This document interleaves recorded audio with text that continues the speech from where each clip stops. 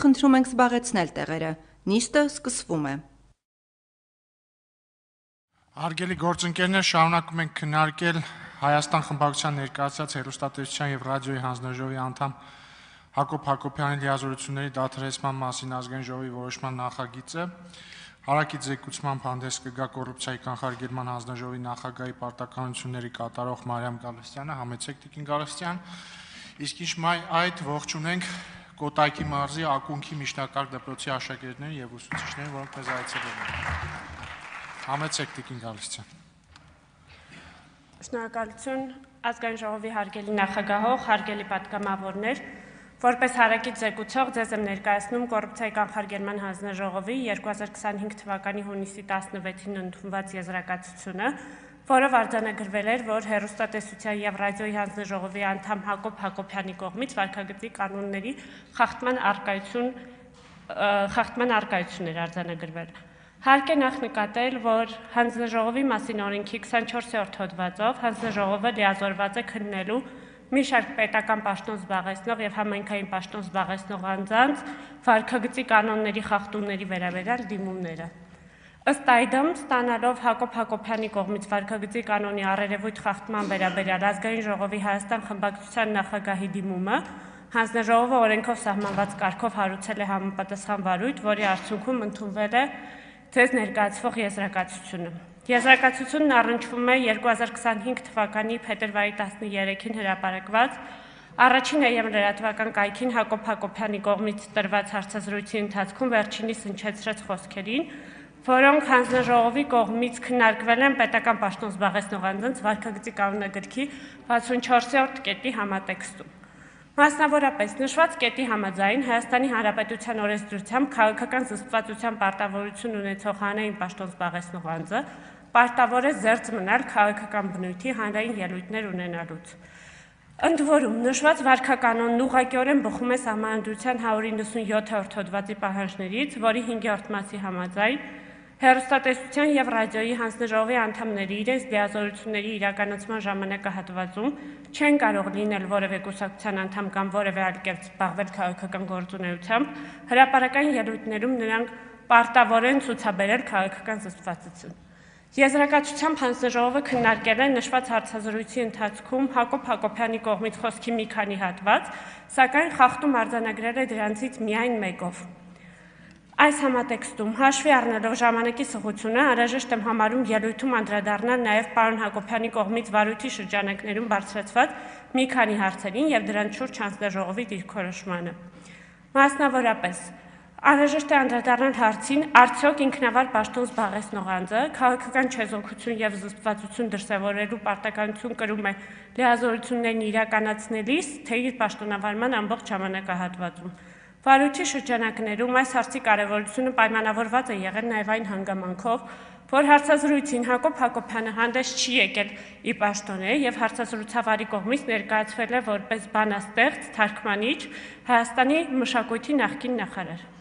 Այս տեսանկյունից հանձնաժողովը կարևորում է այն հանգամանքը, որ քաղաքական զսպվածության պարտականությունը սահմանելիս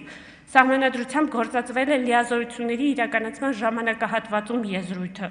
Ի համեմատություն այս դրույթի, Սահմանադրությամբ խոսքը եթե գնում է հենց կոնկրետ լիազորություններն իրականացնելու պահի մասին, կիրառվում է լիազորություններն իրականացնելիս արտահայտությունը։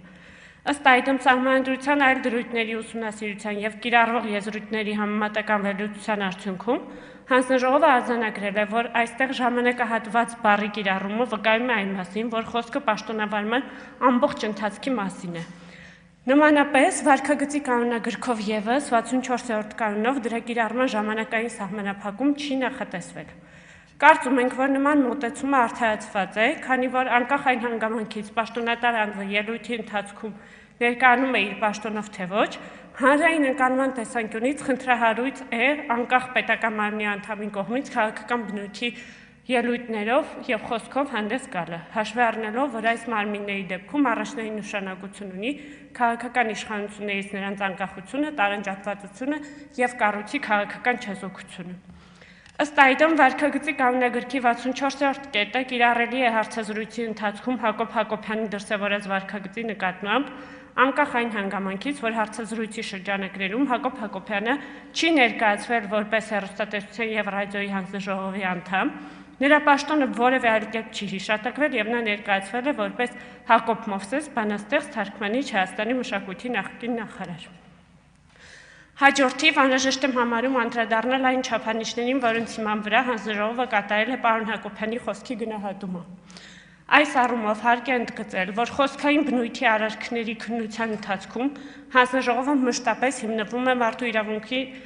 իրավունքների Եվրոպական դատարանի վերաբերելի նախադեպային իրավունքի վրա, ձգտելով բալանսավորել բարևարկության երաշխավորման եւ կարծիքի արտահայտման ազատության պաշտպանության շահերը։ Ըստ այդմ տվյալ պարագայում եւս հանձնաժողովը դիտարկել է Եվրոպական դատարանի նախադեպային իրավունքը կապված քաղաքական զսպվածության կամ քաղաքական չեզոքության պարտականություն ունեցող պաշտոնատար անձանց կողմից քաղաքական բնույթի հայտարարությունների կատարման հետ։ Մասնավորապես, Եվրոպական դատարանը արձանագրել է, որ որոշ կատեգորիայի պաշտոնյաների եւ ծառայողների դեպքում քաղաքական չեզոքությունը պահպանելուն ուղղված միջոցները կարող են սկզբունքորեն իրավաչափ եւ համաչափ համարվել։ Վարույթի քննարկման շրջանակներում պարոն Հակոբյանը դիրքորոշում է ներկայացրել առ այն, որ քաղաքական զսպվածության դեպքում խոսքի ավելի չափավոր մեղմ արտահայտման մասին է խոսքը, որպեսզի պարագայում տվյալ պաշտոնատար անձը իր գործողություններով չպետք է հարի, սատարի, աջակցի քաղաքական հակամարտության որևէ կողմի։ Դիտարկելով նշված պնդումը Եվրոպական դատարանի նախադեպային իրավունքից բխող չափանիշների սահմանադրության եւ վարքագծի կանոնագրքի կարգավորումների համատեքստում հանձնաժողովը արձանագրել է, որ թեև որոշակի քաղաքական ուժի կամ կուսակցությանը սատարող խոսքը եւս վարքագծի կանոնագրքի 64-րդ կետով նախատեսված է որպես խախտում, այնուամենայնիվ նշված կետով նախատեսված համանախապակումների շրջանակը շատ ավելի լայն է։ Այսպես, վարքագծի կանոնագրքի 64-րդ կետով գործածվում է քաղաքական բնույթի հանրային ելույթներ ունենալու ձեռք մնալ արտահայտությունը, որը կարծում ենք ավելի լայն է եւ ներառում է ինչպես քաղաքական կուսակցության օգտին, այնպես էլ դեմ ելույթներ ունենալու պարտականությունը, ինչպես նաեւ տվյալ հանրային իշխանության մարմնի լիազորությունների շրջանակին չառնչվող ոլորտում բարեփոխումների կամ նրանց դեմ ուղղված քաղաքական շարժումների վերաբերյալ աջակցող կամ քննադատական խոսքը եւ այլն։ Վերոգրյալի համատեքստում քննարկելով հարցազրույցի ընթացքում Հակոբ Հակոբյանի հնչեցրած խոսքը, հանձնաժողովը նախ կարևորել է, որ այն պետք է տարանջատել երկու հատվածի՝ պատմական իրողությունների վերաբերյալ խոսք եւ կուսակցության ներկայիս գործունեության կամ գաղափարախոսության վերաբերյալ խոսք։ Մարդու իրավունքների Եվրոպական դատարանի նախադեպային փորձի ուսումնասիրությամբ հանձնաժողովը արձանագրել է, որ պատմական ճշմարտության փնտրտուքն արտահայտման ազատության կարևոր մասն է, հատկապես եթե խոսքը գնում է ծանր պատմական իրողությունների վերաբերյալ պատմական ճշմարտության մասին։ Ըստ այդմ եզրակացությամբ արձանագրել ենք, որ Հակոբ Հակոբյանի կողմից քննարկված պատմական իրողությունները կամ գնահատականները կապված հայ ժողովրդի պատմության ընթացքում հայ հեղափոխական դաշնակցության կուսակցության դերի հետ վերաբերում են ազգային մտածողության, գաղափարախոսության մոտեցումներին, որոնք ըստ պարոն Հակոբյանի հանգեցրել են հայ ժողովրդի համար կործանարար հետևանքների։ Այսպես, Հակոբ Հակոբյանը խոսել է դաշնակցության գաղափարախոսության վտանգների մասին, նշել է, որ մենք ուղղակի բնաջնջվեցինք, միաժամանակ նշել է նաև, որ նշված գաղափարախոսությունը ձևավորվել էր տվյալ ժամանակաշրջանի իրադարձությունները հաշվի առնելով կամ դրանցով պայմանավորված եւ ըստ այդմ տվյալ շրջանին համապատասխան կամ անհրաժեշտ է համարել։ Հանձնաժողովը գտել է, որ քաղաքական ելույթներով հանդես գալու ձեռք մնալու արգելքը եւ քաղաքական զսպվածություն դրսեւորելու պարտականությունը չեն կարող մեկնաբանվել այնպես, որ բացառեն հանրային պաշտոն զբաղեցնող անձանց կողմից պատմական իրողությունների վերաբերյալ հրապարակային դատողությունների կատարման հնարավորությունը, հատկապես այն դեպքում, երբ խոսքը գնում է գոյաբանական հարցերի կամ ազգային ինքնության համար կարևոր նշանակություն ունեցող այլ հարցերի մասին։ Միաժամանակ հանձնաժողովը կարևորել է այն հանգամանքը, որ Հակոբ Հակոբյանի խոսքը չի սահմանափակվել պատմական իրողությունների քննարկմամբ կամ դրանց վերաբերյալ գնահատականներ տալով։ Պարոն Հակոբյանը ըստ էության պատմական իրողությունների վերաբերյալ դատողությունների հետ մեկտեղ անդրադարձել է նաև հայ հեղափոխական դաշնակցության կուսակցության ներկայիս գործունեությանը, քննադատելով այն եւ նշելով, որ կուսակցությունը պետք է փոխի իր ազգային ամբողջ գաղափարախոսությունը, այն կոչելով հայ ժողովրդի համար այսօր շատ վտանգավոր գաղափարախոսություն, ցանկություն արտահայտելով, որ կուսակցությունը վերածնի իր այսօրվա խնդիրներով,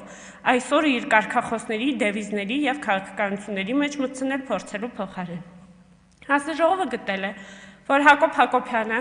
իր խոսքով մեկնաբանել եւ քննադատել է կուսակցության գործունեությունը ու գաղափարախոսությունը, այդ թվում կուսակցության գաղափարախոսությունը կոչելով հայ ժողովրդի համար շատ վտանգավոր, ինչը հանձնաժողովի գնահատմամբ կարող է խիստ քննադատություն համարվել։ Հանձնաժողովը արձանագրել է, որ քաղաքական կուսակցության ուղղակի անվանակոչմամբ դրա գործունեությունը կամ գաղափարախոսությունը քննադատող հրապարակային խոսքը ելույթին, տվյալ դեպքում հարցազրույցին, հաղորդում է քաղաքական բնույթ, անկախ այն հանգամանքից, որ այն ներառել է նաև պատմական իրադարձությունների գնահատական։ Ամբողջ վերոգրյալից ելնելով, հանձնաժողովը արձանագրել է, որ Հակոբ Հակոբյանի խոսքը այնքանով, որքանով այն պարունակում է քաղաքական կուսակցության ներկա գործունեության եւ գաղափարախոսության քննադատություն, հանգեցրել է վարքագծի կանոնագրքի 64-րդ կետի խախտման։ Շնորհակալություն։ Շնորհակալություն, հարցերի համար հերթագրում։